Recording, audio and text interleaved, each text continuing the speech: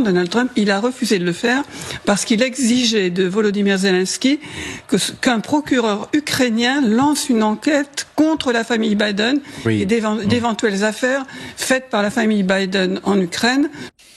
Ouais, c'est ça qui est important. Elle dit une vérité, mais elle ne dit pas ce que Zelensky a fait et elle ne dit pas que ce que Trump voulait, si c'était avéré ou pas. Mais, comme on dit, la roue tourne. Et aujourd'hui, c'est lui, Zelensky, qui est dans le besoin. Et c'est Trump qui peut le sauver ou pas. Pourquoi Trump sauverait Zelensky? Bonjour mesdames et messieurs, c'est Hertz. Alors, pour cette vidéo, on va commenter une séquence de LCI qui partagent leur crainte de voir Zelensky et l'Ukraine être sacrifiés par Donald Trump. Commentez, likez, partagez pour me soutenir et soutenir la chaîne. Sans plus tarder, nous passons à la vidéo. Dans le monde et qui va observer les résultats de mardi, le vote de mardi et les résultats du lendemain.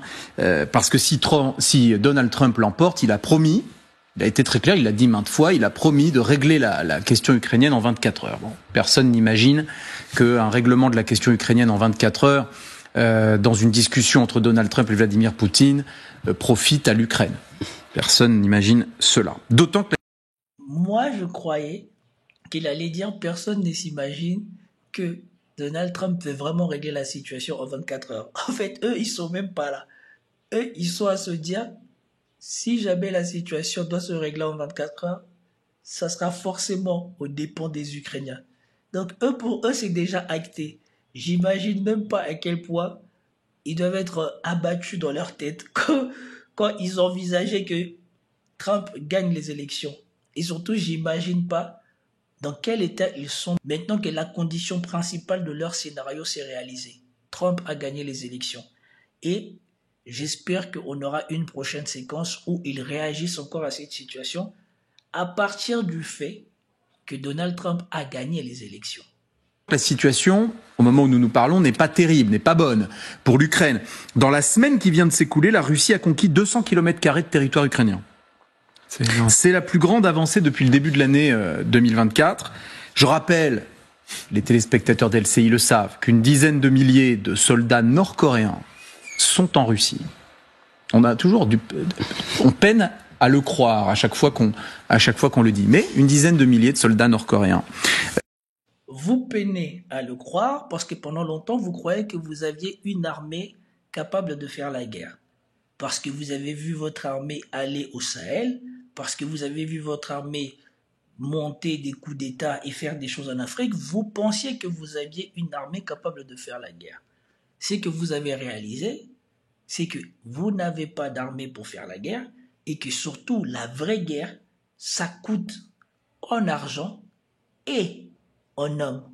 Et que la population française n'est plus en phase avec une guerre d'intensité, avec une guerre de haute intensité. Et que jamais de la vie, un président français ne prendra le risque d'envoyer des troupes là-bas. Bien évidemment, la France a la chance d'avoir des légionnaires, et donc ils pourront toujours sacrifier les légionnaires. Mais pour les soldats français, c'est beaucoup plus compliqué.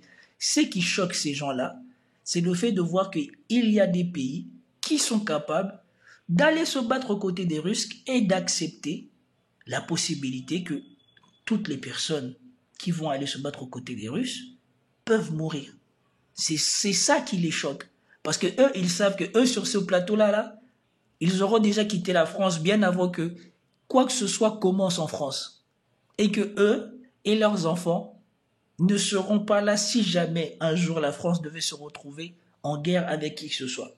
Voilà pourquoi ils ont du mal à concevoir ça. Ce n'est pas qu'ils ont du mal à y croire, non. Parce que ça, c'est fait, c'est un fait. Ils sont là en Russie, on ne sait pas s'ils vont se battre ou pas. Mais eux, ils savent que tous ces bêtises auxquelles ils ont engrainé l'Ukraine, eux, ils ne feront jamais. Tous ces bêtises qu'ils soutiennent que ça se passe en Ukraine, qu'on mobilise, qu'on prenne des jeunes, qu'on les envoie à la guerre, que eux, même quand ils étaient jeunes, ils n'auraient pas accepté d'aller mourir pour leur pays ou d'aller mourir pour un autre Français. Elles sont actuellement en Russie. Kiev prétend également, c'est une information, ou en tout cas une expression qui date d'aujourd'hui. Kiev prétend également que le Tchétchène Kadyrov s'apprête à envoyer plus de 80 000 hommes en renfort sur le front. Pour qu'on sache de quoi on parle, je suis sous le contrôle du colonel Goya, mais il y a 400 000 hommes en tout russes. Sur le sol ukrainien, c'est ça. À peu près. Oui. Donc si on a 80 000 Tchétchènes qui arrivent, ça quand même, oui. Ça pèse. À part qu'il n'y aura pas 80 000. Alors, vous allez nous dire.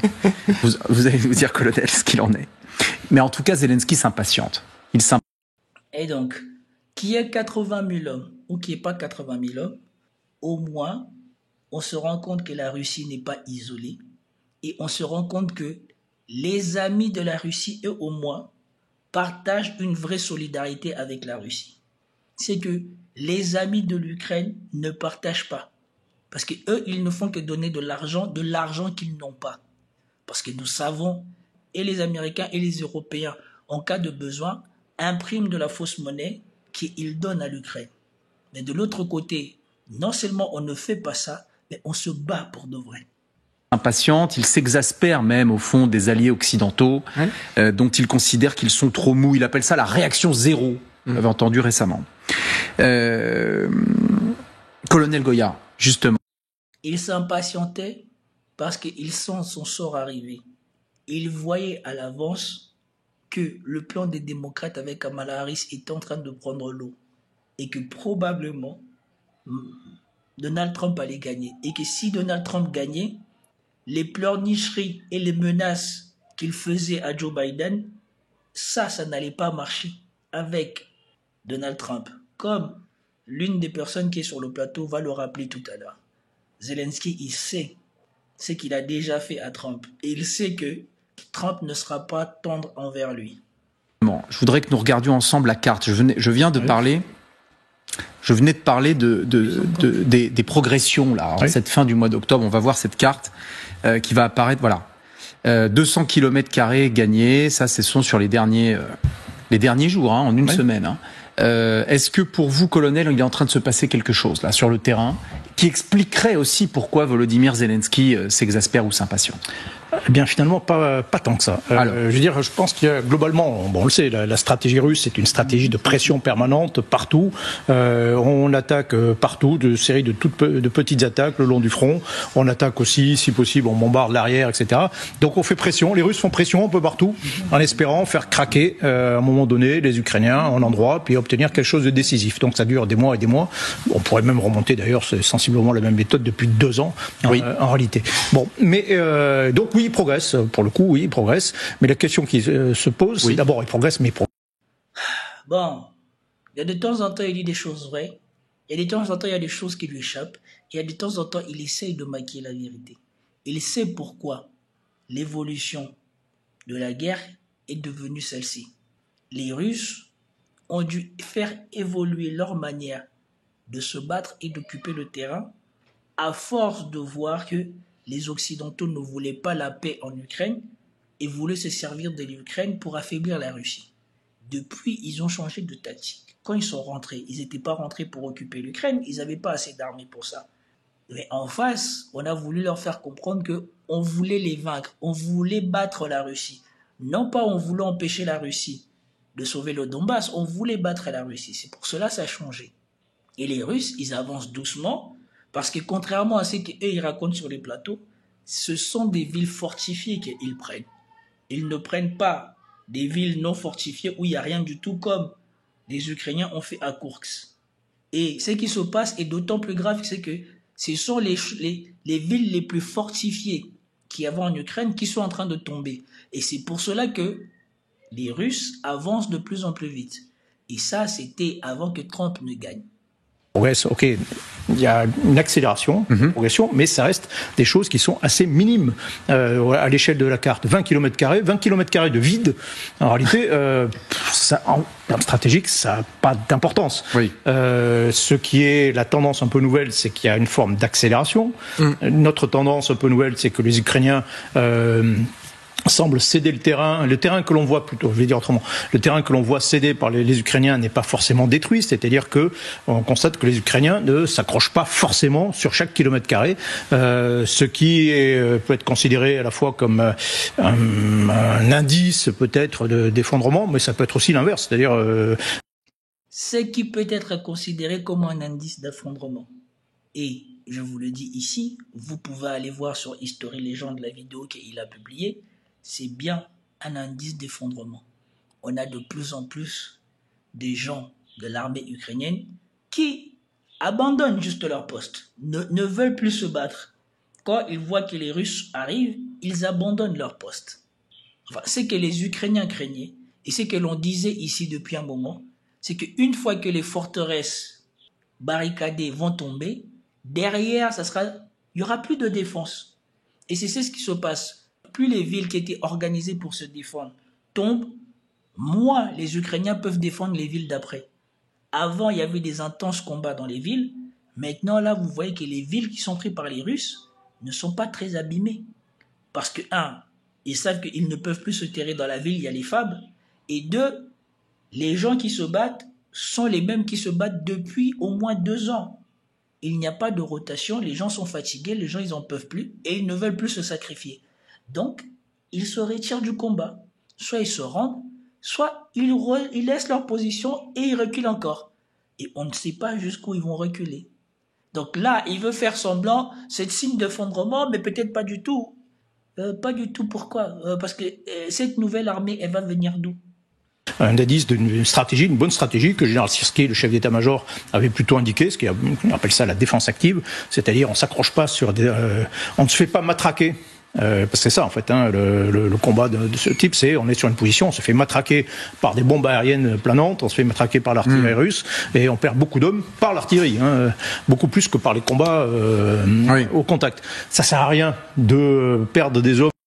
Bon, je suis désolé. Selon les informations qui sortent du front, à certains endroits du front, on a un soldat ukrainien pour 4 ou 5 soldats russes.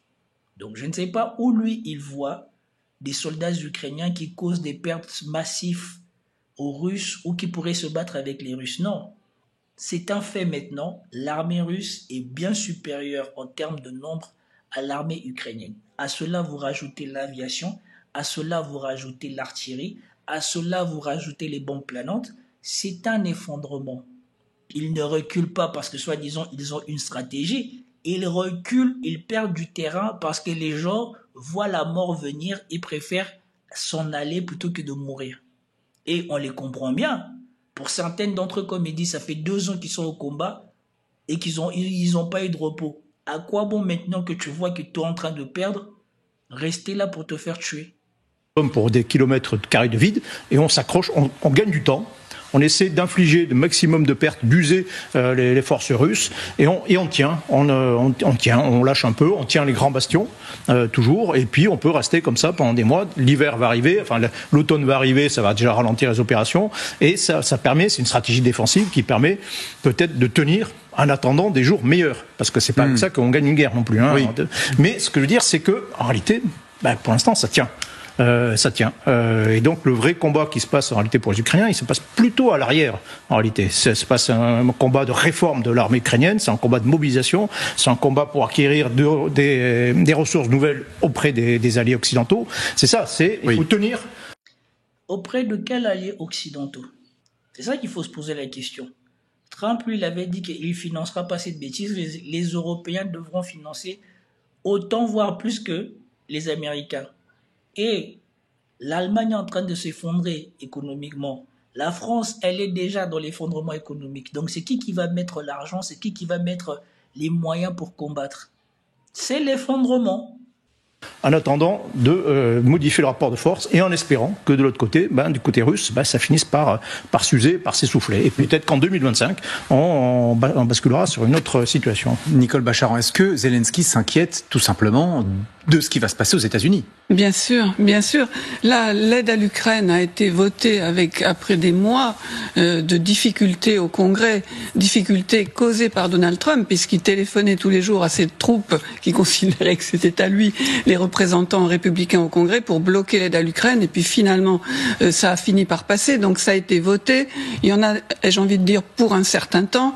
Les commandes sont passées, les transports sont en route. C'est pas du jour au lendemain qu'il n'y aura plus de matériel matériel et de moyens qui arriveront en Ukraine, mais néanmoins, vous l'avez dit au début, quand Donald Trump annonce la paix en 24 heures, ça veut dire dépecer l'Ukraine. Oui. Il n'y a rien d'autre dans le plan. Et vous voyez, moi, ça m'a toujours fait rire, ces commentateurs-là, qui ont toujours pris les devants sur ce qui va se passer. Ils ne font même pas des hypothèses, ils font des affirmations. Ça veut dire dépecer l'Ukraine. Donald Trump, il a quoi à gagner à dépecer l'Ukraine? D'autant que ce sont des créanciers américains qui vont vouloir récupérer leur argent et leur investissement avec l'Ukraine. Mais continuez à écouter cette dame. Les histoires de zones tampons garanties par l'Union européenne, une Ukraine neutre, interdiction de jamais être rattachée à l'OTAN ou à l'Union européenne, c'est juste dire à Vladimir Poutine, prends un peu ton temps, sois pas trop visible et continue. Ouais. Enfin, il n'y a aucune... Et il faut se rappeler aussi qu'au-delà du tropisme visible de Donald Trump vis-à-vis des autocrates et de Poutine en particulier, il déteste l'Ukraine. Il déteste Volodymyr Zelensky. Ça ne date pas d'hier. Pour lui, c'est l'Europe. C'est un petit bonhomme qui s'oppose à un autocrate. Il déteste ça. Et puis il y avait un grief très particulier en 2018, alors que déjà il y avait de l'aide militaire à l'Ukraine votée par le Congrès où le président n'avait plus qu'à mettre sa signature. Il était président, Donald Trump, il a refusé de le faire parce qu'il exigeait de Volodymyr Zelensky qu'un procureur ukrainien lance une enquête contre la famille Biden et d'éventuelles affaires faites par la famille Biden en Ukraine. Donc Trump préparait déjà la campagne de 2020 qu'il opposerait à Joe Biden, pardon. Donc ce pays. Voilà. Ouais, c'est ça qui est important. Elle dit une vérité, mais elle ne dit pas ce que Zelensky a fait, et elle ne dit pas que ce que Trump voulait, si c'était avéré ou pas. Nous savons depuis que Biden lui-même s'en a vanté. Il y a l'écoute téléphonique où Biden dit qu'il est parti en Ukraine et il a fait virer le procureur qui a enquêté sur lui et sa famille. La bande-son où Biden il est en train de dire ça. Et on a bien vu qu'Hunter Biden, en Ukraine, il ne foutait rien. Il était payé à rien faire. Il était là pour les business de son père. Il était le représentant de son père en Ukraine et il faisait des business louches. Tout ça, c'est du concret. Donald Trump n'avait rien demandé de plus à Zelensky que de rechercher la vérité. Mais pourquoi avait-il refusé? Sans doute parce qu'il avait les garanties des démocrates que le plan était déjà en marche pour faire perdre Trump en 2020 et qu'après ça, il serait tranquille.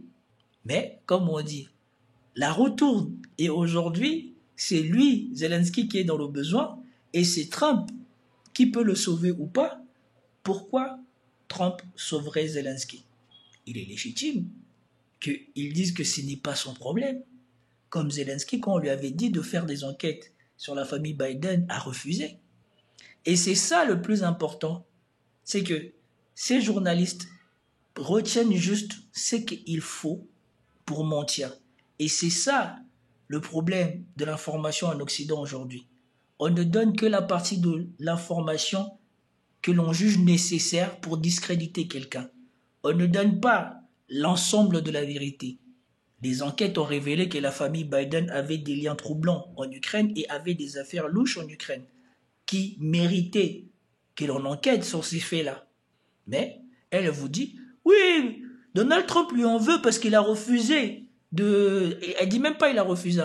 Elle dit que Donald Trump lui en veut parce qu'il lui avait demandé de faire ça. Mais elle ne dit pas ce que Zelensky a fait. Comme si elle sait tout ça, mais elle ne sait pas ce que Zelensky a fait.